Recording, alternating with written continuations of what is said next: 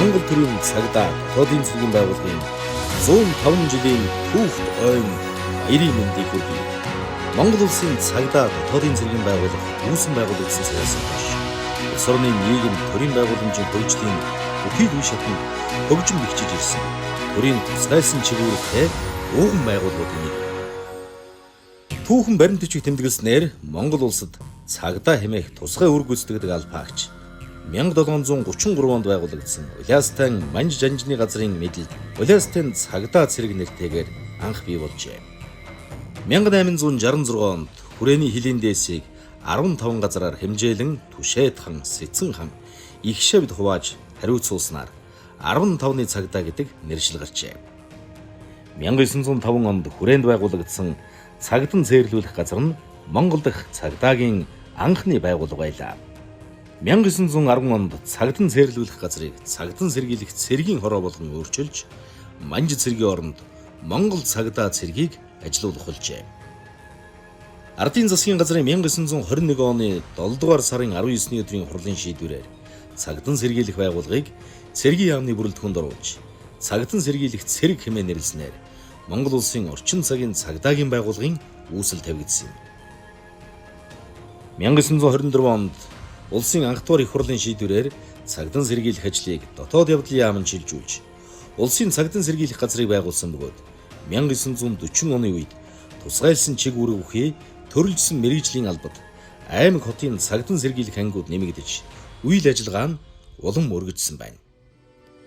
1940-оос 1960 онд хууль тогтоомжийг хэрэгжүүлэх зорилгоор гэмт хэрэгтээ тэмцэх, иргэдийг паспортжуулах, хэрэг бүртгэх, мөрдөн байцаах албадууд бэхжиж, 1990 онд байгууллагын бүтэц зохион байгуулалт өргөжин техник хэрэгсэл, шинжлэх ухааны ололтыг нэвтрүүлсэн нь нийгмийн дэг журам тогтоох, иргэдийн аюулгүй байдлыг хангахад ихээхэн үр дүнгээ өгсөн гэж үздэг юм. 1990 оны 4-р сард нийгмийг аюулаас хамгаалах яамыг татан буулгаснаар цагдан сэргийлэх байгууллага нь цагдаагийн байгууллага нэршилтэй болж бие даан хөгжиж эхэлсэн бөгөөд 1990-ээс 1994 онд байгууллагад үндсэн өөрчлөлт шинжилтүүд хийгдсэн юм. Дотоодын цэргийн түүхэн замнал 1922 онд дотоодыг хамгаалах газрын дэргэд дотоодын харуул хамгаалтын үүрэг гүйцэтгэх тусгай тасаг байгуулагдсанаас хойш төр засаг командлаас даалгасан үүргийг нэр төртэй гүйцэтгэсээр иржээ. 2014 онд цагдаагийн албаны тухай хууль хэрэгжиж эхэлснээр дотоодын цэргийн тухай хууль хүчингүй болж чиг үүргийг цагдаагийн албанд шилжүүлсэн байна. 2017 онд улсын хурал дотоодын цэргийн тухай хуулийг шинжилэн баталж дотоодын цэргийг дахин байгуулсан юм.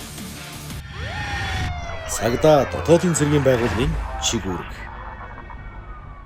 Цагдаагийн байгууллага нь цагдаагийн газрын агентлагийн эрх зүйн байдлын тухай хууль заасны дагуу гэмт хэрэгтээ тэмцэх, нийтийн хэв журам хамгаалах, олон нийтийн аюулгүй байдлыг хангах, захиргааны хяналт тавих чиг үүрэг бүхий төрийн тусгай алба юм. Цагдаагийн байгууллага хүний эрх эрхчлөө хүндэтгэх, ил тод нээлттэй байх, олон нийтийн итгэлийг хүлээх, улс төрөөс ангид байх, нэгдмэл төвлөрсөн удирдлагатай байх зарчмыг баримтлан төв байгууллага, харьяа албаны гэж нутаг дэвсгэрийн цагдаагийн байгууллагаас бүрдсэн тогтолцоогоор ажилладаг. Дотоодын цэргийн байгууллага нь улсын онц чухал объектыг хамгаалах, нийтийн хэв журам сахиулах, олон нийтийн аюулгүй байдлыг хангах, гэмтрийг тасн зогсооход дэмжлэг үзүүлэх, гамшиг аюулт үзэгдэл ослын үед эрен хайх аврах ажиллагаанд дэмжлэг үзүүлэх, террорист үйлдэлийг тасн зогсоох, тусгай ажиллагаанд оролцох зэрэг хуулиар тогтоосон бусад чиг үүргийг хэрэгжүүлдэг. Дотоодын цэрэг нь командлагч, штаб, мэргэжлийн анги, салбар гэсэн бүтэц зохион байгуулалтайгаар алба ажиллагаагаа явуулж байна. Онцлог үйл явдал мэдээлэл.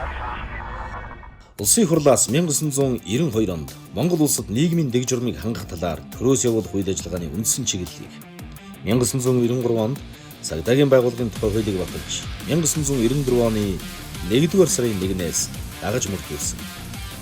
Улмаар цагдаагийн албаны тухай хуулийг 2013-2017 онд тус шинжилэн баталж түүнийг хэрэгжүүлэх хүрээнд цагдаагийн байгууллага, бүтэц зохион байгуулалт үйл ажиллагаандаа зарим өөрчлөлтийг хийж холбогдох журам заавруудыг батлан мөрдүүлж байна. Шинжилэн баталсан хуулийг хэрэгжүүлэх ажлын хүрээнд аймаг нийслэлийн иргэдийн төлөөлөгчдийн хурлын дэргэд орон тооны бус иргэний зөвлөг байгуулж олон нийтийн цагдаагийн ажилтныг ажилуулснаар цагдаа иргэнийг холбох механизмыг бүрдүүлжээ. Өнөөдрийн байдлаар цагдаа дотоодын цэргийн байгууллага хүчин төгөлдөр мөрдөгдөж буй 930 хуулиас 120 хуулийг үндсэн чиг үүргийнхээ хүрээнд хэрэгжүүлж байна. Сүүлийн жилүүдэд дэлхийн улс хурлуудын хоорондын зэвсэг мөргөлдөөнөөс үүдэлтэй нийгэм эдийн засгийн нөхцөл байдлын улмаас гэмт хэргийн гаралт өсөх хандлагатай байгааж цагдаагийн байгууллага өрчин сэргийлэх, насан зогсоох, иргэдийн эрх чөлөөг хамгаалах чиглэлээр өргөн хүрээнд олон талт ажил арга хэмжээг зохион байгуулж байна. Сүүлийн 5 жилийн дунджаар цагдаагийн байгууллага жилд 657,898 дуудлага мэдээлэл, 304,154 гомдол бүртгэгдсэн бөгөөд шийдвэрлэлт 97.7%, гэмтэргийн илрүүлэлт 51.8%, хохирлын нөхөн төлөвлөлт 46.2%тэй байна. Цагдаагийн байгууллага нь улс орны аюулгүй байдал, иргэдийн амин бие, эрүүл мэнд, бусдын өмч хөрөнгөд хор хохирол учирч болзошгүй онцгой нөхцөл үүссэн. Байгалийн гамшиг, гоцолдор төвчин тархсан үе болон ерөнхийлөгч улсын хурал, орон нутгийн сонгуулийн үед учирч болох аюул эрсдлийг багасгах, нийгмийн дэг журмыг сахиулах үүргээ тухай бүр амжилттай хэрэгжүүлж ирсэн түүхтэй. Тухайлбал 2008 оны сонгуулийн дараах 2 дугаар сарын 1-ний өдрийн эмх замбраагүй байдлын нийтийн хэв журмыг сахиулж, иргэдийн амнаас эд хөрөнгийг хамгаалж, аюулгүй байдлыг хангаж ажилласан. Мөн Монгол улсад хууль бус үйл ажиллагаа явуулж байсан бүгд найрамдах Хятад улсын 800 иргэнд холбогдох гэмт хэрэгт мөрдөн шалгах ажиллагаа явуулж, албадан гаргах ажлыг холбогдох мэргэжлийн байгууллагуудтай хамтран зохион байгуулсан. Цагдаа дотоодын цэргийн албаагчид 2006 оноос Сьерра Леон, Ирак, Афганистан, Чад, Өмнөд Судан зэрэг улсад нэгдсэн үндэсний байгууллагын мандаттай эрхийг дэмжих болон олон улсын цэргийн бусад ажиллагаанд үр гүйцэтгэхийн зэрэгцээ 2016 оноос цагдаагийн чиг үүргээр бие даан оролцож байна. Түүнчлэн 20 гаруй улсын хууль сахиулах байгууллага, Монгол улсад суугаа элчин сайдын яам, олон улсын байгууллагатай хамтын ажиллагаагаа тогтмол өргөж үзсэн байна. Байгууллагын түүхэнд төр ард түмнийхээ төлөө өргөсөн хангалттай үнэнч байж, олон нийтийн аюулгүй байдлыг хангах үүргээ нэр дэвтээд биелүүлж яваад алтан амиа алдсан олон арван эрэлхийг нөхөд минь бус байгууллагын игнэнд ажиллаж байсныг бахархан дурсгаж ирдэг. Цагдаа дотоодын цэргийн байгууллагын үйл ажиллагааг төр засгаас өндөр өргөмж 1966 онд цагдаагийн байгууллагыг Байлдааны гавьяаны улаан төвийн одон, 2016 онд Сүхбаатарын одонгоор, 2012 онд дотоодын цэргийн байгууллагыг Байлдааны гавьяаны улаан төвийн одонгоор, 2022 онд Сүхбаатарын одонгоор тус шагналсан. Цагдаа дотоодын цэргийн байгууллага Монгол улсын үндсэн хуулиар тунхагласан хүмүүнлэг иргэний ардчилсан нийгэм цогцлуулан хөгжүүлэх зорилгыг удирдлага болгон ардчил, шударга ус, хүний эрх, чөлөө, хуулийг дээдлсэн, мэрэгсэн чадварлаг бүрэлдэхүүнтэй төрийн тусгай алба болон хөгжих зорилтыг тавин ажиллаж байна.